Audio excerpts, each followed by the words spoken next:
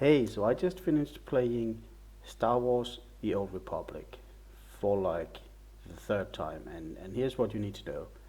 It's free, it's Star Wars, it's like 8 BioWare games, it's fully voiced, it's cinematic storytelling, it's decision making, it's companion, it has great MMO elements with the storytelling. As long as you're not the same class, you need to watch out for that. But as long as you are, you can do everything you need on your own for your story, or you can play all of it with your friend. You can play however you want to.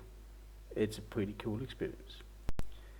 You start by first selecting if you want to be Empire or Republic, and then you select one of the 4 subclasses, and then the combat style, and then you create your character. It seems like once a year I play another campaign in Star Wars The Old Republic. This year I had friends. It wasn't really my idea to start, but I had been nudging them for some while.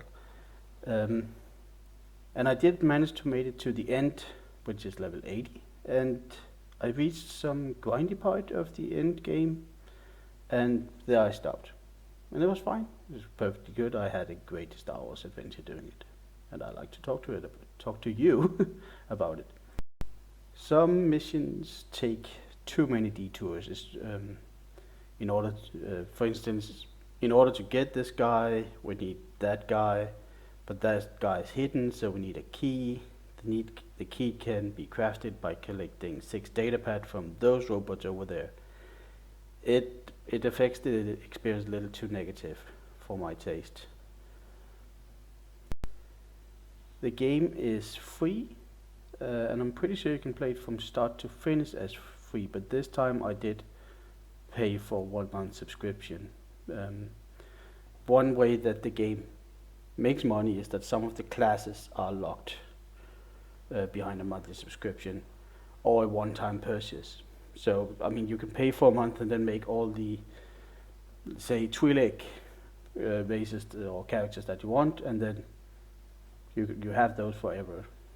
So I think it's fair. Mostly you get like early mount and a bit more inventory space, and you get like an inventory locker for your subscription. But I have previously played um, a full campaign without paying. I think that's pretty great. I think that's perfectly viable. So all in all, you only need to focus about a few like spells or attacks or abilities, and you're good to go. There's not a lot of thought needed, um, which can have a disadvantage. You can become numb to it at some point or over time. But I'll take this one over having a more difficult time. The original movie is also very much the holy grail of inspiration. They will leave no stone unturned. Um, I played as the smuggler class, and you can bet your Carillion cruiser um, that everything Han Solo, even remotely flavored, was implemented in my character in the story in some way or another. Like first I thought, oh, okay, this is a bit unique, but then it turned out to be uh, Han Solo inspired. So be prepared for that. I found it funny most of all, not in any way negative impeaching. In Star Wars: The Old Republic, you are never in any doubt as to where to go, or what to do, or what to interact with. The story part is prioritized. That also means that the combat is quite simple, um, and especially if you've been around like I was when the game released, where it was quite difficult to do anything. Um, it's very much on the simple side, but also on the easy side. So as I was very proficient. I haven't made any class that was where I really struggled, but I had some like the trooper where I excelled and could just kill anything on my own. But I'll take that over MMO grinding and leveling and gear dependency any day. like in general, I say this is the least MMO an MMO could be, because MMO is usually not my genre. The game is a great Star Wars experience. You have the text crawl when you begin. The sound is mostly like Star Wars. Some music is missing or altered, like how Rogue One kind of like flirts with sounding or using themes or scales or pieces from the original music and that changes it a bit. Sometimes I just put on the original soundtrack on my own just to get that feeling, but mostly it's perfectly great as it is.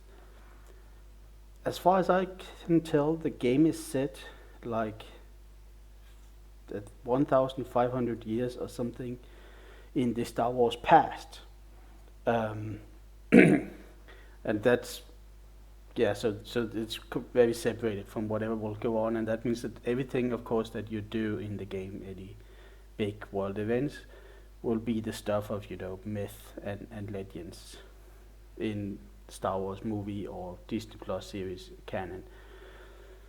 So don't expect to see any familiar faces, except Alderaan, but you know. Usually around the time that I get to the third chapter, the story has chapter, you have one continuous story mission, and usually about the time that I get to the third chapter, the end of the story, I'm starting to zone out, and the dialogue and the overall story kind of like fades away, and I don't pay attention to it. And around that time, so I start playing, and then in a year or so, it would seem that I'm ready for more BioWare Star Wars. It's a system that works well for me, and I think it might as well work well for you too. It's really not.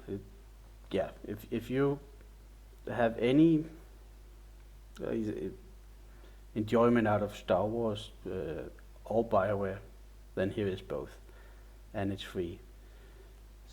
So, hey, at least you can check it out. But I'll recommend it any day. As I said, I've played it like 4 times now. Yeah, that's pretty much what I wanted to tell you about Star Wars: The Old Republic. Thank you for stopping by today.